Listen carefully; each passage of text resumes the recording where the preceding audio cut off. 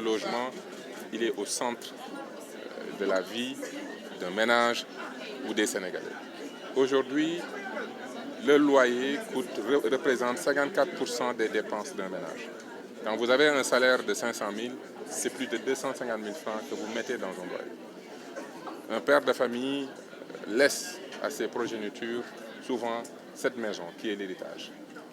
Tout travailleur veut avoir cette dignité, cette tranquillité d'avoir son chez soi et d'être sûr qu'entre ces murs bien aménagés, bien pensés, il a la tranquillité, il a la paix. Voilà ce que représente le logement pour les ménages. Donc c'est important pour nous de structurer ce programme qui est un programme transversal, qui mobilise plusieurs ministères, plusieurs acteurs, que ce soit le système bancaire, les assurances, ceux qui sont dans le secteur des SFD. Tous les acteurs sont impliqués parce que c'est ensemble que nous avons relevé ce défi. Car comme je le rappelle, au Sénégal aujourd'hui, le continent africain, on est d'accord qu'il faut être sur des stratégies de résorption de déficit. Et qu'ensemble, il faut parfaire cette stratégie. Et le Sénégal a un déficit de plus de 500 000 logements. Donc devant ce déficit, nous devons ensemble nous retrouver, main dans la main, nous comprendre, nous entraider et mettre en place un programme qui va très rapidement amener des choses concrètes. Et pour répondre plus directement à votre question, depuis que nous avons travaillé ce programme, depuis que nous avons abouti à sa structuration et qu'on est en train de discuter avec les acteurs, nous avons identifié quasiment 12 projets qui vont être lancés durant le courant de l'année 2025. Voilà pourquoi on peut vous dire qu'au-delà de ce travail de mobilisation des acteurs, nous travaillons au jour le jour sur des sites précis, des projets précis qui bientôt vont apparaître et les Sénégalais pourront apprécier et nous pourrons aussi voir des produits qui répondent à tous les types de Sénégalais. Celui qui est dans l'informel, qui pour le moment veut une parcelle pour faire de l'autoconstruction, nous aurons des solutions. Pour le fonctionnaire qui, depuis son salaire, veut un prêt, nous aurons des solutions. Pour le Sénégalais dans la diaspora, qui de loin veut avoir une parcelle de manière sûre, choisir un promoteur sérieux et construire sa maison, nous allons l'accompagner.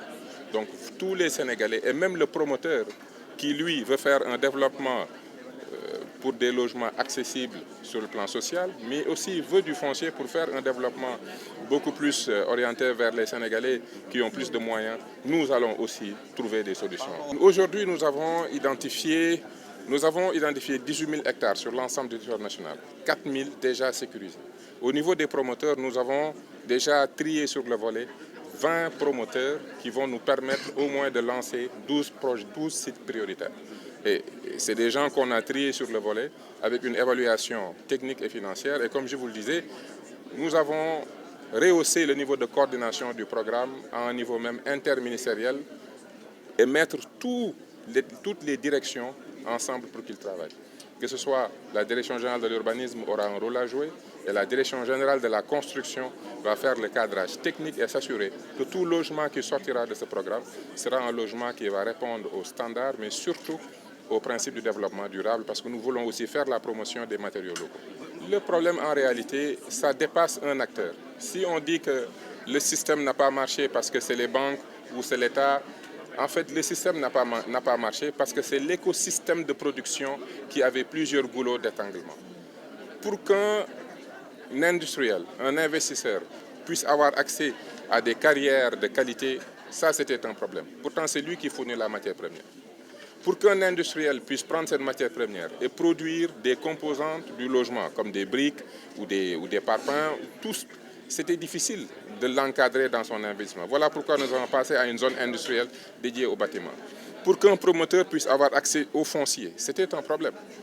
Pour qu'une banque puisse trouver des clients qu'il peut financer avec sûreté et une lisibilité et savoir parce qu'une banque veut financer, mais une banque doit pouvoir aussi regarder les risques. Et chaque structure, par exemple les SFD ont une clientèle bien spécifique, les banques commerciales une autre clientèle bien spécifique et les autres Sénégalais qui ont des capacités, eux, n'ont pas d'enjeu. Donc l'idée, c'est de regarder la ligne de production, de l'extraction de la matière première jusqu'à la remise des clés. Pour chaque acteur, on regarde c'est quoi son problème, qu'est-ce que le programme peut lui apporter. Et ensemble, aussi entre acteurs, nous comprenons les uns les autres. ne pas voir l'acquéreur comme un problème, mais le voir parce qu'il exprime sa demande, il faut comprendre sa demande. Ne pas voir les préoccupations des banques comme des problèmes, mais il faut les comprendre parce qu'ils ont un rôle.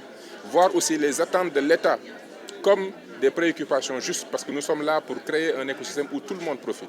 Donc si ensemble nous discutons, nous échangeons et que nous comprenons les préoccupations des uns et des autres, nous arrivons à mettre en place un dispositif qui prend en compte tout simplement le besoin des Sénégalais.